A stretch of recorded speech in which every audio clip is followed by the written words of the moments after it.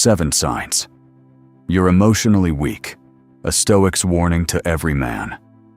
Most men believe emotional weakness is easy to recognize. They picture someone who falls apart under pressure, someone who lacks confidence, someone who avoids responsibility or gives up the moment life becomes difficult.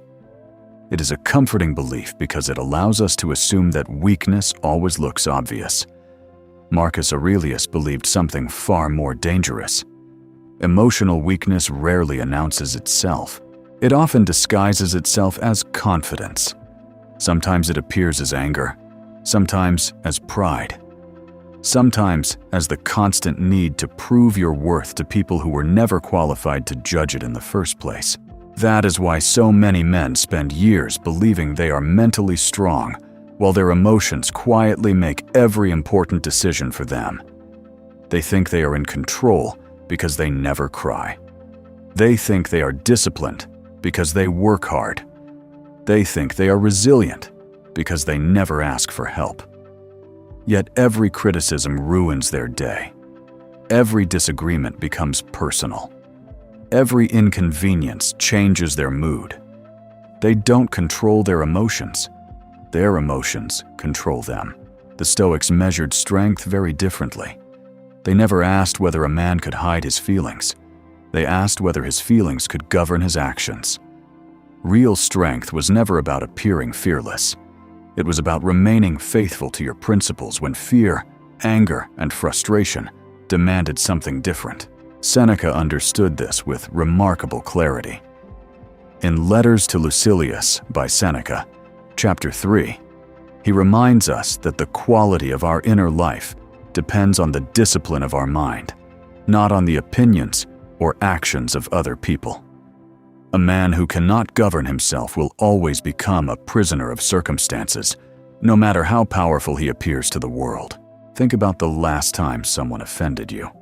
How long did that moment live inside your mind? An hour? A day? A week? Now ask yourself an even harder question. Were you remembering the event, or were you allowing it to continue controlling you? That difference separates emotional reaction from emotional mastery. Most men spend their entire lives trying to change the world around them. The Stoics chose a harder path. They changed the world within them. They understood that peace is not something you find after life becomes easier. It is something you build while life remains difficult. Today, you'll discover the 7 signs that quietly reveal emotional weakness. Not so you can criticize yourself, not so you can feel guilty about your past, but so you can recognize the invisible habits that steal your peace, weaken your character, and keep you from becoming the man you are capable of becoming. Because emotional strength is never an accident. It is a discipline, practiced one decision at a time. Sign 1.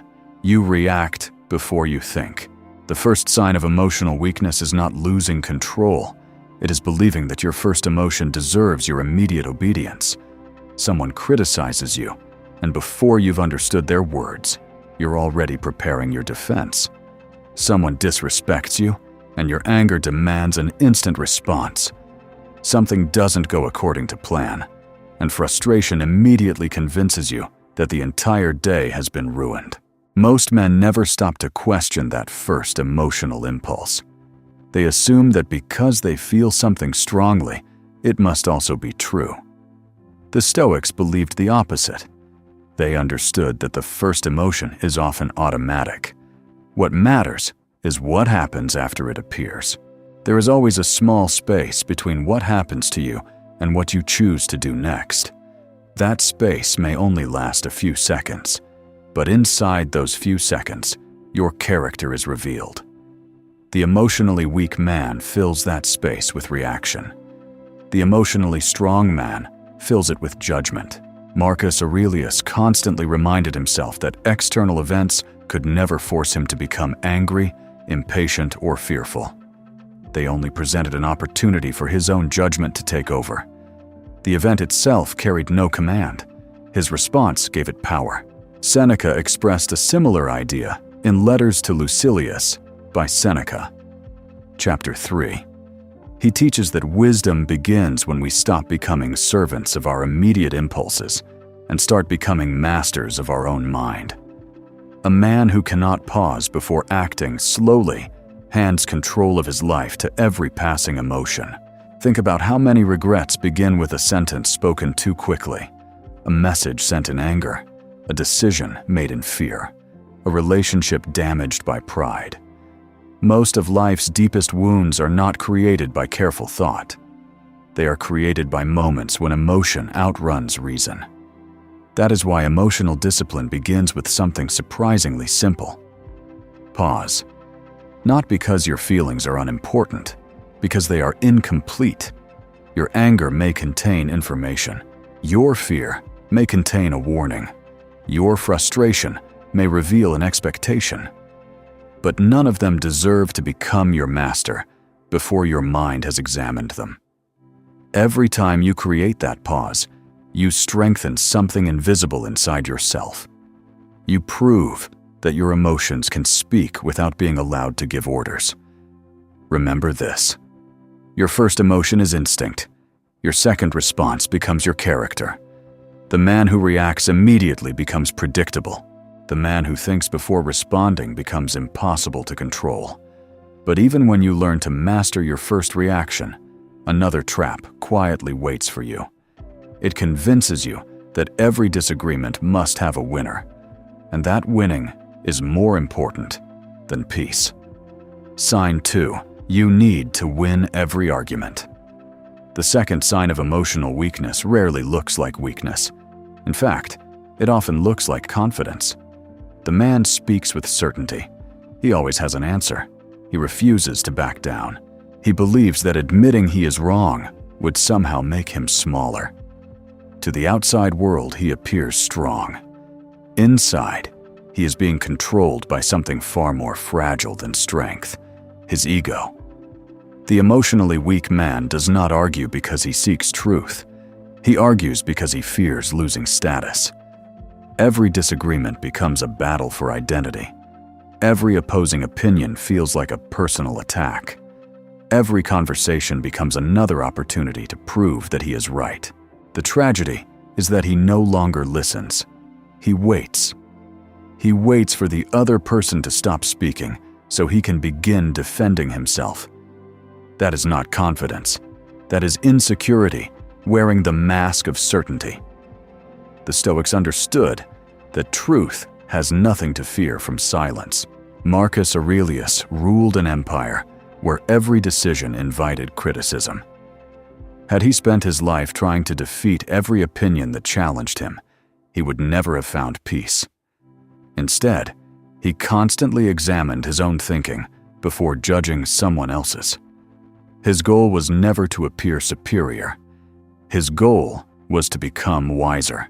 Seneca teaches the same lesson in Letters to Lucilius by Seneca, chapter 3. He reminds us that wisdom grows through self-examination, not through the constant need to overpower other people. A man who cannot question his own opinions has already become a prisoner of them. Ask yourself something difficult. How many arguments have you won, only to lose your peace? How many relationships have been damaged because your pride demanded the final word? How many opportunities to learn disappeared the moment your ego decided it already knew enough? The emotionally strong man understands something the emotionally weak man never will. Not every opinion deserves a response. Not every criticism deserves a defense. Not every misunderstanding deserves an explanation. Sometimes the greatest demonstration of strength is walking away with your character intact instead of your ego satisfied. Silence is not surrender. Silence is often self-control. There are moments when saying nothing requires far more courage than saying everything. Remember this. Winning every argument often means losing yourself. Because every time your ego becomes more important than your peace, your emotions have already taken control. But there is another sign of emotional weakness that is even more subtle. It allows complete strangers to decide whether you have a good day or a bad one. Sign 3. Criticism destroys your mood. The third sign of emotional weakness appears the moment someone says something you don't want to hear. One comment, one opinion, one sentence. That is often all it takes to change the direction of an entire day. You leave a meeting feeling confident until someone questions your decision. You post something you're proud of until one negative comment catches your attention. You work hard for weeks, yet a single criticism overshadows every compliment you received before it. Why? Because emotional weakness gives strangers permission to influence your inner world. The emotionally weak man believes criticism reveals his value. The emotionally strong man understands it only reveals another person's perspective. There is an enormous difference. One places his identity in someone else's hands. The other keeps it firmly within his own character. Marcus Aurelius understood that public opinion rises and falls like the wind. If he had measured his worth by the praise or criticism of others, he would have become a different man every single day. Instead, he reminded himself that his responsibility was never to control what people thought. His responsibility was to live according to reason, virtue, and integrity, regardless of who approved or disapproved. Seneca expresses the same wisdom in Letters to Lucilius by Seneca, chapter 3. He encourages Lucilius to build an inner life that cannot be shaken by the unstable judgments of other people. A man who depends on praise for confidence will inevitably depend on criticism for suffering. Both chains are forged from the same weakness. Ask yourself something uncomfortable. Why does one person's opinion carry so much weight? Why does one careless remark remain in your mind long after the person who said it has forgotten it? Very often, the criticism that hurts the most does not create a new wound. It touches one that already existed. That is why two men can hear the exact same words and experience completely different emotions. One shrugs and moves on. The other replays the conversation for days. The difference is not the criticism. The difference is what each man already believes about himself. The Stoics never suggested ignoring every opinion. Wise criticism can become one of your greatest teachers. But they also warned against surrendering your peace to every voice demanding your attention. Listen carefully. Reflect honestly. Correct yourself when necessary. Then let the rest go. Because carrying unnecessary criticism is like carrying a weight that someone else chose to place on your shoulders. Remember this: the opinion that hurts you the most is usually the one you've secretly believed about yourself. The day you stop asking the world to define your worth is the day your emotional strength truly begins. But there is another mistake that quietly weakens millions of men. It feels comfortable, it feels safe, and that is exactly what makes it so dangerous. Sign 4. You confuse comfort with peace. The fourth sign of emotional weakness is one of the easiest to justify. It rarely feels like a mistake. In fact, it often feels like wisdom. You tell yourself you're protecting your peace. You avoid difficult conversations. You postpone uncomfortable decisions. You stay where life feels familiar because it seems calm. But what you're protecting is not peace, it's comfort. There is an enormous difference between the two. Comfort asks you to avoid discomfort. Peace asks you to face it without losing yourself. Comfort keeps you where nothing challenges you. Peace gives you the strength to walk through challenges without becoming controlled by them. Many men mistake the absence of conflict for emotional stability. They believe that if they never feel uncomfortable, they must be doing something right. The Stoics believed exactly the opposite. They understood that discomfort is often the price of becoming the man you are meant to be. Marcus Aurelius did not search for an easy life. He searched for a disciplined mind that remained steady when life refused to be easy. Seneca teaches the same principle in Letters to Lucilius by Seneca, chapter 3. He reminds Lucilius that the man who constantly pursues comfort eventually becomes dependent on it. The more we organize our lives around avoiding difficulty, the weaker our character becomes when difficulty inevitably arrives. Think about how often comfort disguises itself as good advice. I'll start next Monday. I don't want unnecessary stress. This isn't the right time. I deserve to rest today. One excuse becomes another. One delay becomes another habit. One comfortable decision becomes a comfortable life. Then one day, you wonder why confidence never arrived. Confidence was never hiding inside comfort. It was waiting on the other side of the difficult decisions you kept postponing. Real peace does not come from avoiding life's storms.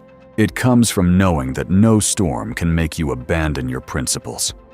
That is why emotionally strong men willingly choose temporary discomfort. They have difficult conversations. They accept honest criticism.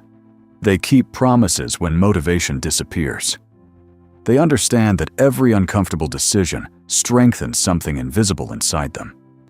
Every time you choose discipline over convenience, you teach your mind that comfort is no longer your master, and slowly, almost without noticing it, resilience begins replacing dependence. Remember this: comfort feels good today. Peace feels good for life. Never confuse the feeling of safety with the strength of character. One disappears the moment life becomes difficult. The other becomes even stronger because life is difficult. But there is another sign of emotional weakness that many men never recognize. It appears the moment they are left completely alone with their own thoughts. Sign 5. You fear being alone. The fifth sign of emotional weakness has nothing to do with loneliness. It has everything to do with silence. Many men are never truly alone. The moment the room becomes quiet, they reach for their phone. They open social media. They play music. They turn on the television. They call someone. They fill every empty moment with noise. Not because they enjoy it, because silence forces them to meet the one person they have spent years trying to avoid: themselves. The emotionally weak man believes distraction is relief. The emotionally strong man understands that distraction often delays the very growth he needs most. Every unanswered question, every hidden fear, every unresolved insecurity remains untouched because there is always another notification, another conversation, another form of entertainment waiting to pull his attention away. For a while, it works, until life eventually removes every distraction. That is when many men discover they have built a successful career, earned respect from other people, and achieved impressive goals, yet they still feel deeply uncomfortable in their own company. The Stoics intentionally sought moments of solitude, not because they rejected people, because they understood that a man who never examines his own mind will eventually become controlled by it. Marcus Aurelius wrote his reflections in complete privacy. He was not writing for an audience. He was confronting his own thoughts with honesty, correcting his own weaknesses before life exposed them for him. Seneca teaches the same principle in Letters to Lucilius by Seneca, chapter 3. He encourages Lucilius to become a companion to himself before seeking approval or comfort from anyone else. A man who cannot enjoy his own company will spend his entire life depending on the presence of others to escape himself. Ask yourself something honest. When was the last time you sat in complete silence without reaching for a screen, without checking a notification, without searching for entertainment, without needing another person's attention, just you and your own thoughts? If that idea makes you uncomfortable, do not run from it. Study it, because your greatest opportunities for growth are often hidden inside the moments you are most tempted to escape. The emotionally strong man does not fear solitude. He uses it. He reflects. He questions himself. He strengthens his character where no one else can see it. That invisible work is what prepares him for the visible battles of life. Remember this. The man who cannot sit quietly with himself will never truly know himself. The strongest relationship you will ever build is not with another person. It is with your own mind. And once that relationship becomes strong, the outside world begins losing its power over you. But there is another sign of emotional weakness that quietly controls millions of lives every single day. It determines your happiness before the morning has even begun. Sign 6. Your mood depends on circumstances. The 6th sign of emotional weakness is so common that most people mistake it for normal life. They wake up in a good mood because the weather is beautiful.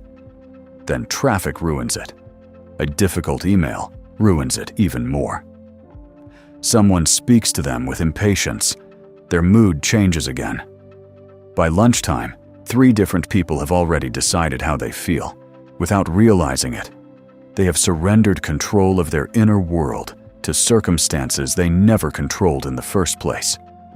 The emotionally weak man believes life determines his state of mind. The emotionally strong man understands that life only presents events. His judgment decides what those events become. That difference changes everything. Imagine 2 men losing the same opportunity. One immediately believes his future has been destroyed. The other sees disappointment, accepts it, learns from it, and continues moving forward. The event was identical. The interpretation was completely different. Most suffering begins not with what happens to us, but with the meaning we immediately attach to it. Marcus Aurelius returned to this lesson repeatedly throughout his life. He understood that external events possess no power on their own. They become heavy only when the mind chooses to carry them. A delayed plan, an unexpected failure, or another person's behavior could never define his character unless he willingly allowed it. Seneca teaches the same principle in Letters to Lucilius by Seneca, chapter 3. He reminds Lucilius that a wise man refuses to become a servant of fortune because he knows that everything outside his own character can change without warning. If your peace depends upon conditions remaining perfect, then your peace was never truly yours. Ask yourself a difficult question. How many times have you said, "I'll be happy when work becomes easier, when I earn more money, when people respect me, when life becomes fair"? Those promises quietly postpone your happiness into a future that never arrives. The Stoics chose another path. They trained themselves to remain steady, whether life offered comfort or hardship. Not because they enjoyed suffering, because they understood that emotional freedom begins the moment circumstances stop deciding who you are. Every challenge becomes an opportunity to practice patience. Every disappointment becomes an opportunity to practice perspective. Every delay becomes an opportunity to strengthen discipline. That is why emotionally strong men are remarkably consistent. Their principles remain the same, whether they succeed or fail, whether they are praised or criticized, whether life feels easy or difficult. Remember this: if your mood belongs to your circumstances, your life never truly belongs to you. The day you stop asking the world to manage your emotions is the day you begin mastering them yourself. There is only one final sign left.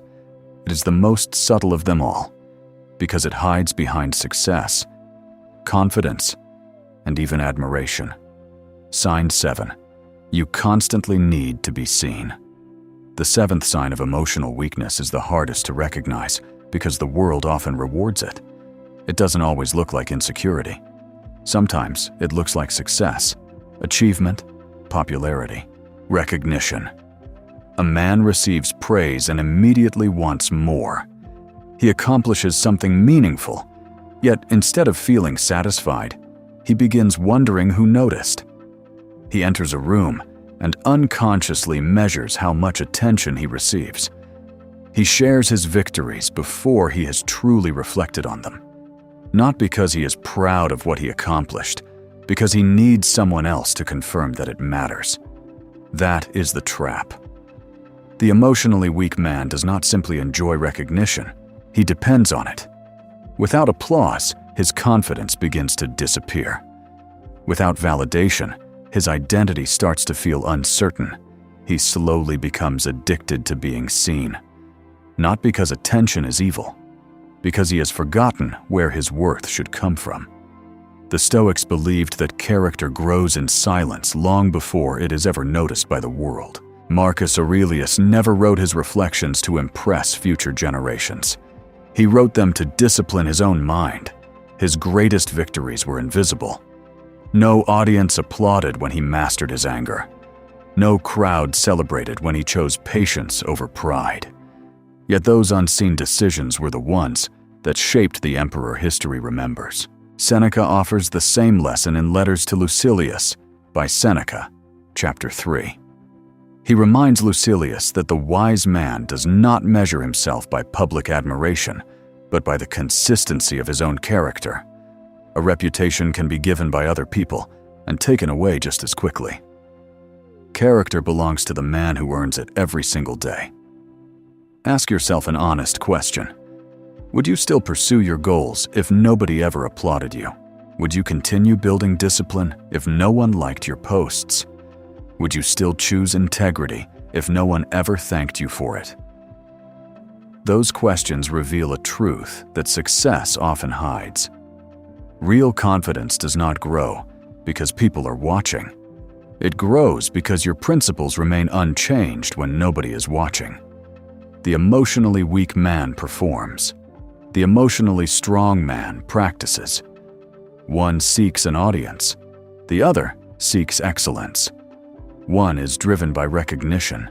The other is guided by conviction. That is why emotionally strong men often appear quiet.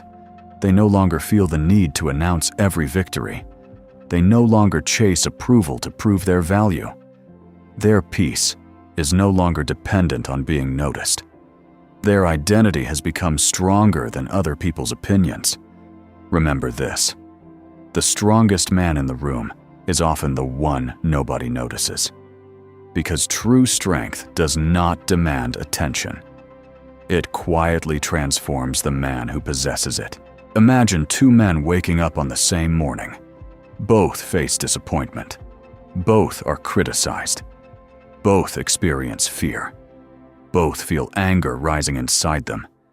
From the outside, they look exactly the same. Neither one is stronger. Neither one is luckier. Neither one has been given an easier life. The difference exists where nobody else can see it. One man believes every emotion deserves immediate obedience.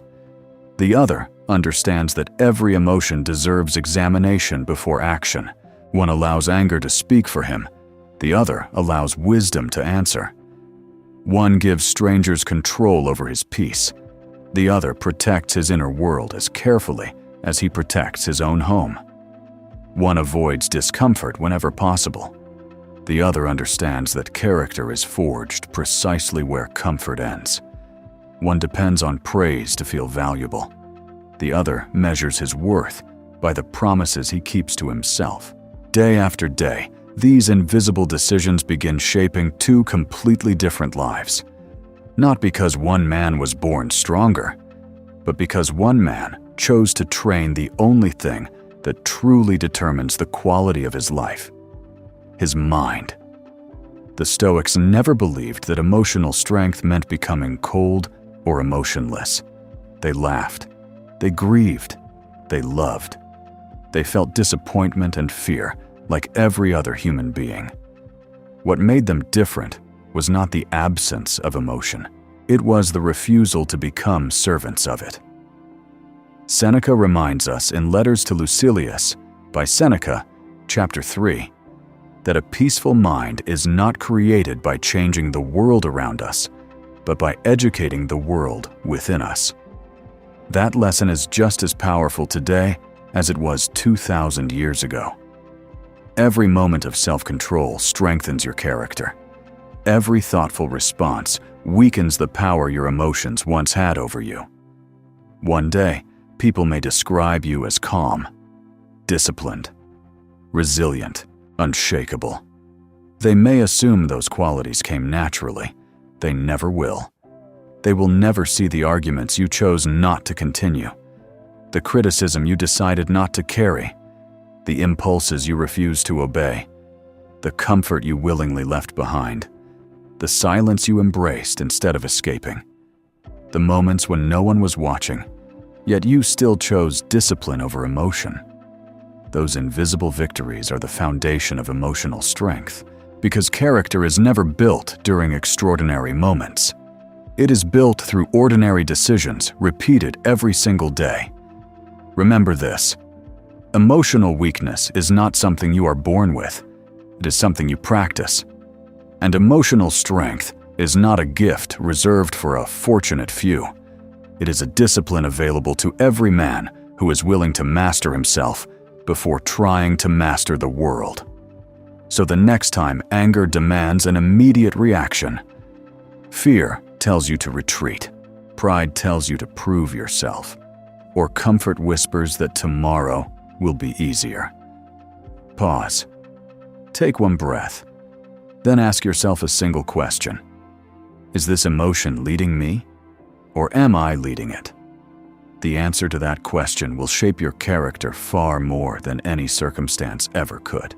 If this lesson challenged the way you think, subscribe to the Discipline Code and join thousands of men who are building discipline, emotional resilience, and unshakable character through the timeless wisdom of Stoicism.